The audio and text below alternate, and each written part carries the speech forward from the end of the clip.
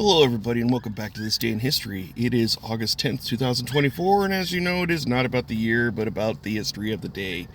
We have some. I actually got everything to fit on one page for a change. It's funny. We have some pretty interesting stuff. Um, Special birthdays, uh, some interesting things that had happened in history, from declarations to uh, leaders being overthrown, and the like. So let's just get into it, shall we? So the very first birthday we have, it's 1729. William Howe, or uh, I think this is how it's pronounced, 5th Viscount Howe, um, or it's Viscount, I don't know. It's Viscount. Drop it in the comments there to correct me if I'm wrong. I've heard it pronounced both ways, and there's a YouTube gamer that I watch. He refers to it as Viscount, and sometimes, and he's a fairly educated guy, and he is a Navy veteran, so I think he's probably saying it right. So I'm gonna go follow suit with Captain Shack and say the 5th Viscount. At any rate, William Howe, he was the commander-in-chief of the British Army in North America from 1776 to 1778. He was dismissed as commander-in-chief because of his failures in squashing the rebellion, as it were. But at any rate, William Howe was born, or sorry, 5th Viscount William Howe was born on this day in 1729. And we have our own U.S. President. The year is 1874, and it's President Herbert Hoover. I don't recall what number president he was, but I do recall that he was largely blamed for the catastrophic events that led to the 1927-28 stock market crash, which is unfair because it really wasn't him that did it. It was circumstances beyond his control. I mean, realistically, it was that great Dust Bowl. There was a storm that just killed crops in the Midwest, and that tanked the economy. It tanked the stock market, which tanked the economy, and to add further, people were pulling money out of the bank. They were, because they were afraid that they were going to lose their money, so they pulled their money out of the bank, and then that led us into a catastrophic decline in our economy. And it wasn't just us, because when you're a world power, what happens to you happens to the rest of the world. So like if we are struggling financially, others around us are too. But he was largely blamed for the stock market crash, and near as I can tell, I don't think he's being blamed rightfully so. But that's just me. We fast forward to 20th century now, 1951, the year my Uncle Roy was born. Juan Manuel Santos, he's the Colombian president, or it just said that he was president of Colombia. I don't know if he's current or past or whatever. He was born on this day in 1951. Antonio Banderas, I'm sure you've heard of him. He's a Spanish-born actor and director. He was born in 1960. He was in a lot of Mexican-themed movies, like I think he was in Desperado. I think there was a trilogy set, and I can't remember the names of all the movies, but Johnny Depp was in them. I don't know. He also voiced. He was in. He was in a really good movie with where he played an assassin, a sniper, a professional assassin, with Sylvester Stallone. And now that movie escapes me. I think it was called The Assassin. But very good movie. Very, very good.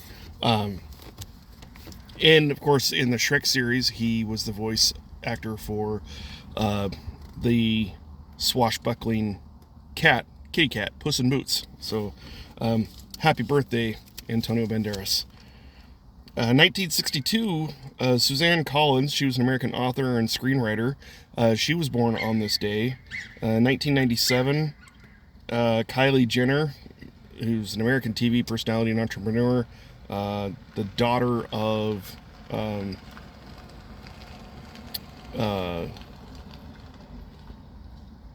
now I guess it's Caitlyn Jenner, but Bruce Jenner, I think, was his name before. I think he was an Olympic athlete or something. I don't know. He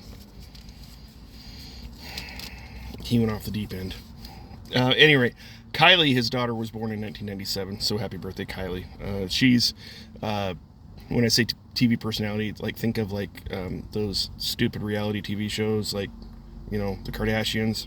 Yeah, she's. I think they're step siblings, actually. I think Kylie is actually stepsister to the Kardashian girls, if I remember right. I don't know. Or at least was once upon a time. So that's it for the birthdays. We go to this date in history, and actually our featured event is the year before, but I'm going to do that one last because I just want to. So the year is 1793. The Louvre, if you've ever heard of the Louvre, it's the big, huge museum in Paris, France. The Louvre opened in Paris, and it eventually became the most visited museum in all of the world. It's a very popular museum. 1815. Now, I'm probably going to butcher this name, and I apologize. Ganioda Yo was a chief of the Seneca tribe, as well as the founder of the Longhouse religion. He died on this day in Onondaga, New York, in 1815. 1846, we see the Smithsonian that's here in the United States. The Smithsonian Museum is arguably the Louvre of the United States. It was founded by Congress with funds that were bequeathed to the United States by English scientist James Smithson. So if you'd ever wondered where they got the name for the Smithsonian, or why it was called the Smithsonian, well, now we know. It was an English scientist by the name of James Smithson, who essentially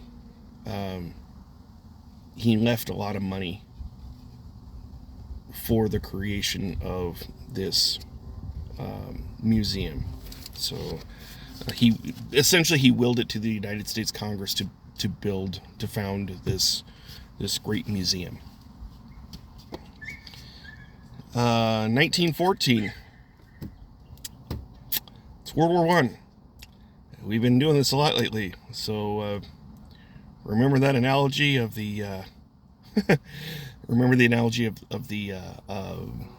the barroom brawl, right? Okay, so what happened on this day in 1914?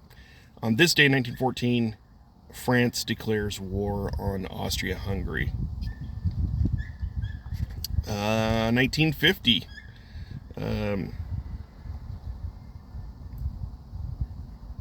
The movie Sunset Boulevard had its world premiere. Sunset Boulevard is arguably one of the greatest movies in Hollywood of its time or ever. It actually featured a great performance, and I didn't write her name down, unfortunately, because I didn't think I was gonna highlight this anecdotal note on this movie. But basically, this actress she gave a great performance about a washed up Hollywood actor. So it's like she gives this performance about this, and it's about this actress who is like on her way out the door, the glitz, the glam, the fame, the fortune. It's the dream is coming to an end, as it were. That was 1950. 20 years later, the Doors frontman Jim Morrison, he is arrested in Florida after allegedly exposing himself at a Miami concert.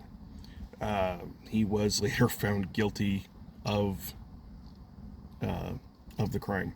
So, but today is the day that that trial started. It was on this day in 1970. It's on this day in 1977 that American serial killer David Berkowitz is arrested for killing 6 people in New York City. He was found guilty. Because he actually copped to the crimes. I believe he was the son of Sam Killer. That was kind of his moniker, and that he would taunt the police with letters sent to the local newspaper. He'd cut out clippings from magazines, and he'd paste them together to make his to send his messages to the police. He was kind of a sick, sadistic bastard, really. But he was actually sentenced to 365 years in prison. Why not the death penalty? I have no idea. It's possible that the death penalty was taken off. I mean, that's what happened in California. That's why we talked about Charles Manson, yesterday or the day before. It's why Charles Manson didn't get death penalty. None of those girls actually got the death penalty, and the reason why they didn't get the death penalty is because the death penalty had been taken off the books the year prior. So, or it was earlier. It was before they'd gone to trial, somewhere in there. At any rate, because the death penalty was taken off the books, they could only be given life in prison without the possibility of parole. The girls were given life in prison without the possibility of parole. I distinctly remember Manson went up for parole several times, and he would just badmouth the parole board and talk a bunch of crap to them and swear them out or whatever, and then they'd reject his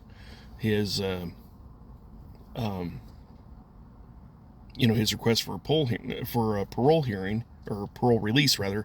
The thing is, he didn't want to be released, so that's why he'd go tank his own parole hearings, because why go out in the real world when you have 3 hots in a cot? I mean, he lived,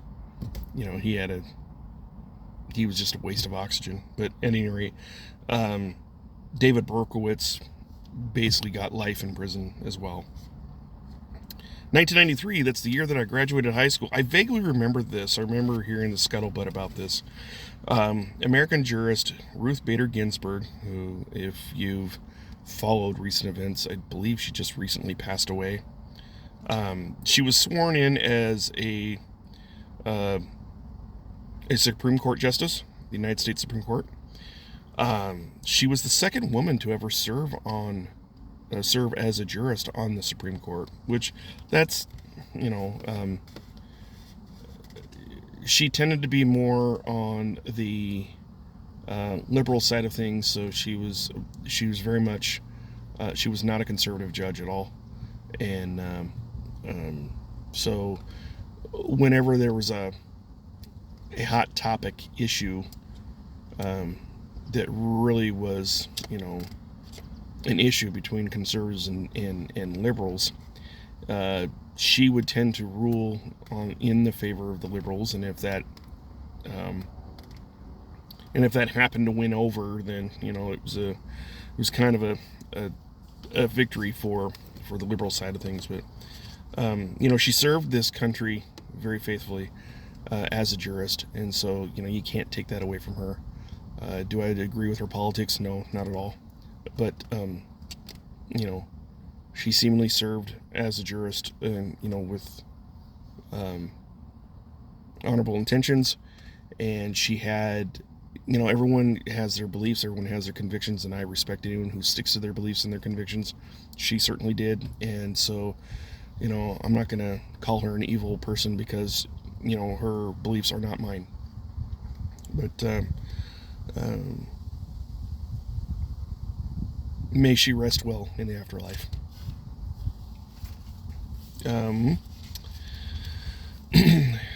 That is, if she did pass away. I think she did, but I would I don't wish any ill will on her soul by any stretch of the imagination.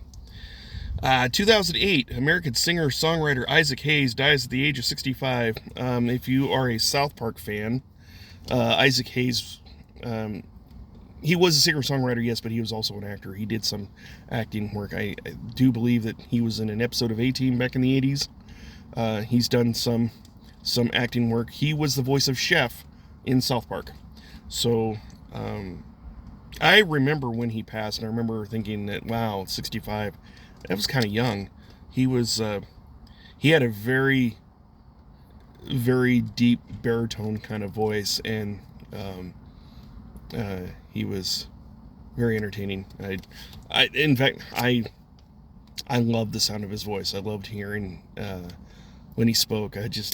He was, yeah, he was an entertainer, and I liked him as an entertainer.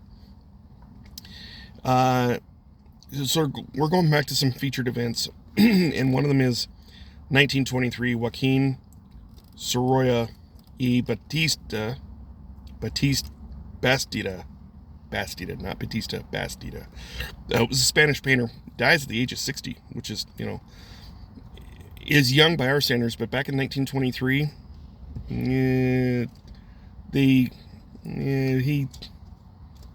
let's just say that,